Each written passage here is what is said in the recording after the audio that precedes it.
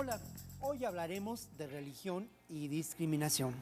Un asunto singular, un asunto grave a lo largo de la historia de nuestro mundo, de nuestra especie. Muchos han sido llamados o se han autonombrado pueblos elegidos de Dios. Lo lamentable es que estos pueblos, en nombre de Dios, han cometido muchos crímenes lamentables, dramáticos, dolorosos, la negación brutal de la vida. Para reflexionar en torno a esta realidad, nos acompaña Helio Masferrer. Él es profesor, investigador de la Escuela Nacional de Antropología y yo quiero reconocer a alguien que a lo largo de mi trabajo como periodista me ha dado luz para reflexionar en torno a estas realidades que tienen que ver con el ejercicio del poder desde la perspectiva de las religiones como instituciones sociales. Helio, muchas gracias por acompañarnos. Muchas gracias por tu invitación. Helio, te quiero preguntar y quizás hacer un breve recuento de cuáles podrían ser esos hechos donde la discriminación se ha mostrado su lado más cruel recientemente. Es un problema real el que tenemos hoy. Y actual. Fíjate que mientras platicabas, es recurrente y el problema más complejo es que las autoridades, muchas veces los políticos cuidan más su imagen personal que el ejercicio del servicio como algo de servicio público. Y esto genera daños muy fuertes en las comunidades. Y creo que los más perjudicados son los niños de las minorías religiosas, que se ven de repente atrapados en una situación entre la lealtad a sus padres y las agresiones que están sufriendo por parte de grupos discriminadores y muchas veces sufren un tipo especial de bullying, ahora que está de moda el término bullying, que es el bullying religioso, que es atroz porque pone en entredicho toda la personalidad del niño, toda la identidad del niño en un momento en que se está formando, ¿no? Entonces es atroz. Este tema yo lo he trabajado con una vez, en una ocasión, una minoría, un grupo pequeño, religioso, pero importante, me invitó a hacer la historia del grupo. Yo le decía, ¿por qué no hacemos la historia de los héroes, estos héroes que son niños, que fueron niños, muchos de ustedes están acá, y han sufrido agresión, persecución, discriminación, etcétera? Y bueno, pude ver a hombres grandes llorando, recordando esta infancia tan atroz que tuvieron que pasar por mantener sus ideas religiosas, que es un derecho legítimo, ¿no? Claro que es un derecho legítimo y al final de cuentas de eso se trata, de entender que igual la expresión de la espiritualidad es quizá consustancial al ser humano y que esas expresiones no tienen por qué pasar por la hegemonía ni por el ejercicio del poder. Vamos a ver la investigación que realizamos para este programa que hemos titulado Discriminación por motivos religiosos en nombre de la fe.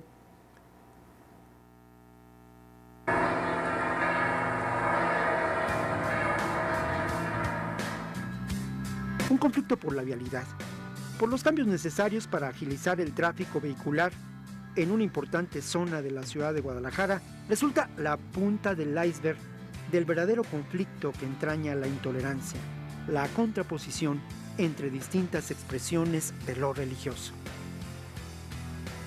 Los colonos que vivimos en la hermosa provincia llevamos años teniendo problemas viales en las confluencias de las calles de Pablo Valdés, Esteban a la Torre y Gaza, que son las calles donde nosotros hemos hecho alguna petición para solucionar un conflicto vial. Los conflictos viales principales que nosotros hemos vivido son la aglomeración vehicular, accidentes viales. Es de discriminación en general, no te puedo hablar de alguna en particular porque ha sido de todo en general y sin importar edad, género, profesión, absolutamente nada, ha sido de todo en general por el hecho de pertenecer a una religión en particular, como lo es la Luz del Mundo. Los hechos que nos plantearon y personas integrantes de la Iglesia de la Luz del Mundo son condiciones de discriminación que estaban viviendo por parte de la comunidad, que en su mayor parte es de carácter católico. Entonces iban desde negación a la venta de productos o el otorgamiento de ciertos servicios por el simple hecho de pertenecer a la Iglesia de la Luz del Mundo, hasta en algunos casos ya agresiones directamente a sus bienes, como agresiones a los vehículos, vidrios rotos, en fin.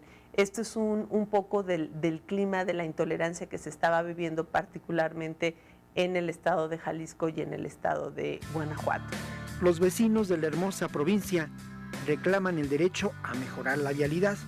Mejorarla sobre todo cuando los problemas de tráfico se agudizan con la llegada de seguidores de la Iglesia Luz del Mundo a sus celebraciones religiosas, como la celebración de la Santa Cena en agosto. A lo mejor vale la pena también mencionar un antecedente que hubo en agosto del año pasado, y en general en agosto ellos tienen la reunión anual de la Luz del Mundo, y es en Guadalajara, y acude gente de muchas partes desde luego de México, de Latinoamérica, de Estados Unidos, porque hay fieles ya en varias partes. No, esta peculiaridad que la Iglesia de la Luz del Mundo es una iglesia mexicana, surgida aquí, con su sede en Guadalajara.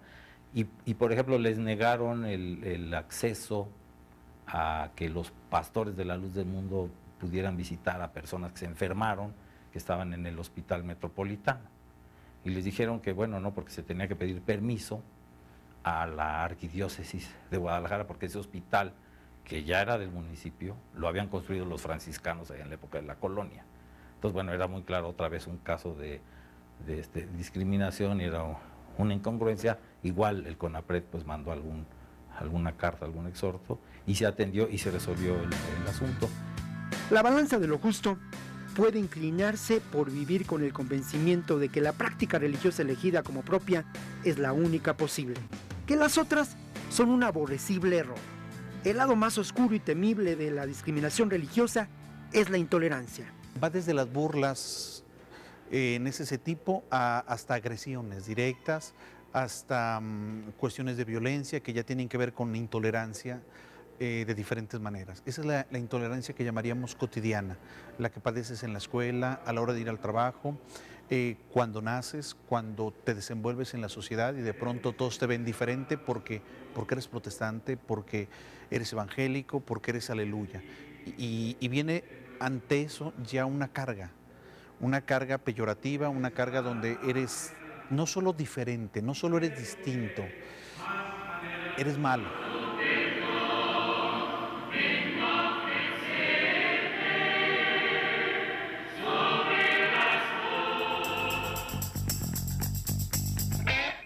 Bueno, lo que nos interesa a nosotros es precisamente construir una cultura de la tolerancia. Por eso damos espacio a las diferentes reflexiones y a las denuncias que constituyen esta versión terrible de la discriminación religiosa. Seguimos adelante aquí en Nosotros los Otros.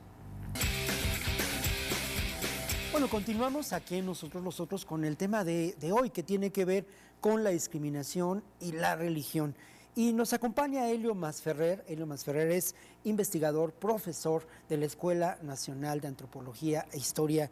Helio, ¿es, digamos, consustancial a las instituciones religiosas como tales la búsqueda de la hegemonía? ¿Es así? No, no necesariamente. En realidad lo excepcional son las iglesias buscando hegemonía. El caso particular de la Iglesia Católica es muy peculiar porque llega a América en el periodo colonial como una iglesia de Estado. Entonces, de alguna forma va perdiendo poder como iglesia de Estado. Tenemos la Reforma, etcétera. Y hay otras iglesias no católicas que sí tienen una disputa política por la hegemonía, pero la inmensa mayoría de los grupos evangélicos, pentecostales, etcétera, no tienen estrategias hegemónicas, sino que prefieren situaciones colectivas, podríamos decirlo de alguna ¿Qué ocurre manera. con la Luz del Mundo en particular? La Luz del Mundo tiene un modelo, hay que pensar que fue fundada por un militar y que está en un contexto muy agresivo hacia la luz, como es el estado de Jalisco, Guanajuato, etcétera. Entonces ellos entienden que para defenderse de esta situación adversa, en que muchas veces el Estado laico no es tal, sino que los gobernadores buscan alianzas con la Iglesia Católica, por la vez muy fuerte, entonces ellos hacen su juego de contrapoder, pero es un caso particular para mi gusto. Bueno, vamos ahora, Elio, si te parece, vamos a ver ahora la segunda parte de la investigación que realizamos para esta emisión de Nosotros los Otros. Sí. Más allá de lo que pueda considerarse, de la confrontación originada por las profundas razones de la práctica religiosa elegida, de la expresión de la fe con la que se comulga, está la razón de buscar mejoras necesarias para la vida. La urgente necesidad de cambiar la vialidad en un área de la ciudad de Guadalajara que cada mañana sufre de un pesado tráfico vehicular. Debido a problemas de vialidad que tenemos en la colonia, los colonos de Hermosa Provincia solicitaron al ayuntamiento un estudio y un proyecto para evaluar la vialidad de las calles Esteban Alatorre y Pablo Valdés por la concentración de personas que tenemos en el mes de agosto y febrero y ocasionalmente en otras fechas del año. Te comento que en esta colonia Hermosa Provincia acuden del 7 al 15 de agosto 300,000 delegados aproximadamente. Es algo verdaderamente extraordinario. Las personas que nos escuchan en Ciudad de México es el equivalente a 3 estadios aztecas y un poco más, totalmente. Vienen de 46 países. Fue en 1926 cuando la Iglesia de la Luz del Mundo llegó a Guadalajara con su fundador Aarón Joaquín González.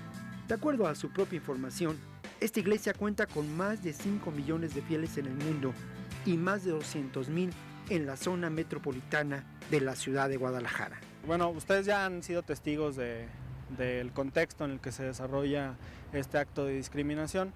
Han visto lo absurdo de esta definición de quienes ostentan como vecinos para obstaculizar la vista del Templo Internacional Sede de la Luz del Mundo, que, violenta ciertos principios elementales del desarrollo urbano, de la movilidad, porque hay dictámenes técnicos que dicen que es factible, pero con una connotación evidentemente religiosa.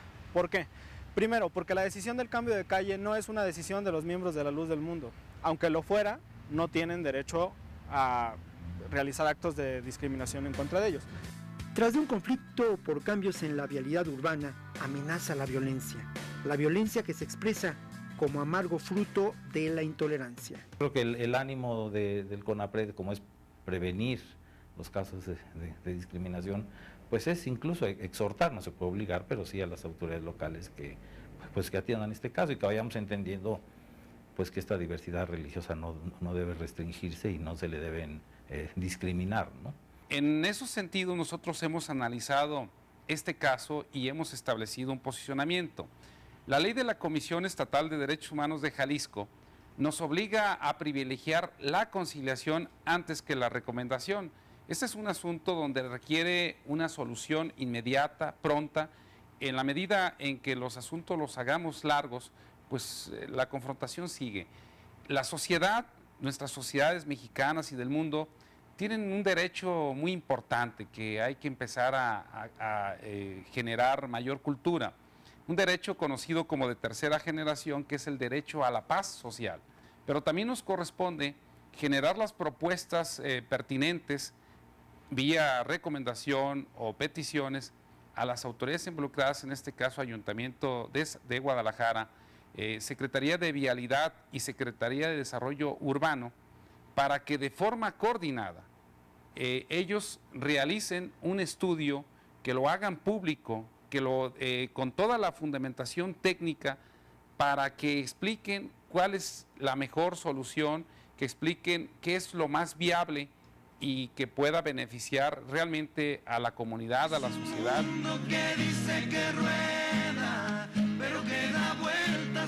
Más allá de las diferencias resultado de los brutales excesos del fundamentalismo religioso, de la intolerancia, lo que cabe es el derecho a la paz social, a la convivencia de los diferentes, al reconocimiento de la libertad religiosa y del Estado laico.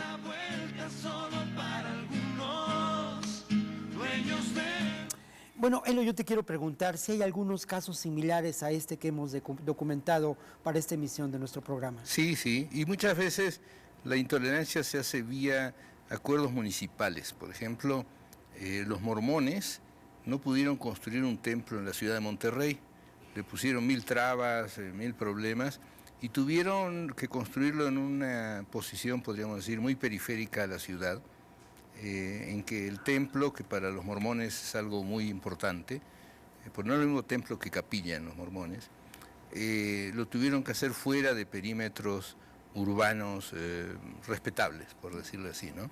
Ese fue un caso muy, muy duro e incluso más, creo que más agresivo que el de la calle, porque aquí la polémica era el sentido de la calle y ahí había, claro, una cuestión de impacto, de llegas viendo el templo, te vas de espalda al templo, esa era la cosa, pero a mí me parece más grave el caso de los mormones porque no les dejaron construir el templo, que para los mormones es muy, muy importante en el perímetro urbano de la ciudad. Nos parece para nosotros, ¿no?, fundamental lo siguiente: la importancia de un Estado laico.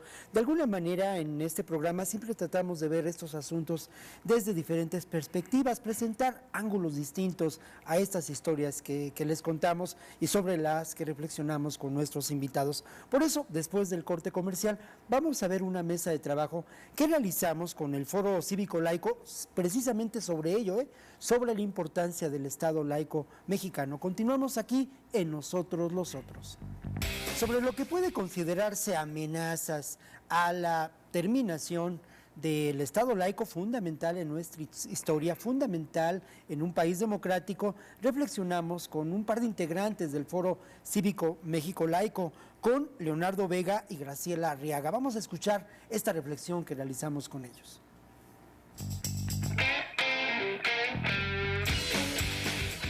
Los principios que se enarbolan a través de la laicidad son fundamentales. Es decir, tanto así que no puede haber democracia si no estamos hablando de un Estado laico. La laicidad en nuestro país tiene un antecedente histórico muy fuerte. Somos de los primeros países en todo el mundo que tienen una laicidad también construida y también cimentada, que es precisamente la separación de la Iglesia y el Estado, y es el evitar la intromisión de cualquier tipo de iglesia en las decisiones del gobierno y en los actos públicos que el gobierno desarrolla, con la finalidad de no tener que regresar al estado confesional que dio origen precisamente a este laicismo, y que es la separación de toda actividad religiosa en toda actividad del gobierno. Y bueno, estamos en un momento fundamental de esta laicidad, justamente porque como país estamos haciendo un replanteamiento de algunos principios democráticos, estamos intentando como nación avanzar en nuestra democracia, y bueno, hay algunos sectores que están cuestionando de alguna manera severa a la laicidad de nuestro país. En este momento es muy importante el refrendar, el fomentar, el difundir a toda la población el tema del laicismo para efecto de evitar que esta intromisión que se ha venido dando y esta tolerancia a la intolerancia religiosa no siga siendo un factor importante en el gobierno, ¿no? Bueno, hay un tema que de verdad, como periodista, me apetece mucho, ¿no? Una pregunta para Helio Masferrer, profesor e investigador de la Escuela Nacional de Antropología, y además alguien que de verdad tiene una enorme sabiduría sobre religión y sociedad, Helio. Así dejémoslo, ¿no? Gracias, Dejémoslo gracias. así. Y se me ocurre preguntarte, Helio, bueno, esta relación terrible de opuestos quizá, o de complementariedades entre laicidad y democracia. ¿Cómo ves esta relación? Es una relación íntima porque creo que la gran tensión, pienso en la guerra cristera. La guerra cristera es una guerra que se da entre católicos liberales y católicos integristas. En ese momento, déjame decirte, el 98% de la población mexicana era católica. Entonces son los católicos que pelean en la guerra resolviendo cómo van a construir el México que hoy tenemos aquí enfrente nuestro, ¿no? En donde estamos. Entonces, los cristeros querían instaurar un Estado teocrático, con que el Estado tenía que funcionar ceñido a la doctrina de la Iglesia. Y el gobierno federal, los liberales planteaban que había que construir un Estado con sus propios mecanismos de voluntad popular, de soberanía popular. Y definitivamente si no se hubiera establecido estos criterios de soberanía popular, no podríamos tener hoy en día una sociedad democrática. estaríamos en una situación como la República Islámica de Irán, donde hay un equipo de sumos sacerdotes musulmanes que son los que resuelven si se aprueba o no una ley, pueden destituir miembros del gabinete e incluso al presidente de la República e incluso legisladores que les parece que no se adaptan a la sana doctrina, ¿no es cierto? Entonces, creo que eso se resolvió en México entre los 30 y los 40. México siguió teniendo un fuerte componente católico, pero ya es otra situación más adelante cuando hay un retroceso del catolicismo y vamos hacia un país multirreligioso. Es cierto, nos vamos hacia un país multirreligioso. Helio, yo te quiero agradecer mucho el que nos hayas acompañado, tus reflexiones, tu trabajo en términos de esta reflexión profunda, de esta realidad que existe entre religión y sociedad. Creo que nadie como tú lo hace en este país, Helio. De verdad, muchas gracias. Muchas gracias. Y bueno, ahora vamos a esta sección que tiene que ver con el servicio social. Yo les quiero decir que precisamente el caso que hoy documentamos procede de las quejas presentadas al Consejo Nacional para Prevenir la Discriminación. Y si usted de pronto enfrenta un episodio discriminatorio en el que es víctima, no dude en denunciarlo, no dude en llevar esta queja al Consejo Nacional para Prevenir la Discriminación. Por otra parte, bueno, vámonos ahora por esta tercera puerta, una tercera puerta donde a partir del arte, de la ironía, del humor, reflexionamos en torno a estas realidades. Esta tercera puerta que nos abre, como siempre, mi amigo Luis Esteban Galicia. Nos encontramos la próxima ocasión aquí en Nosotros los Otros.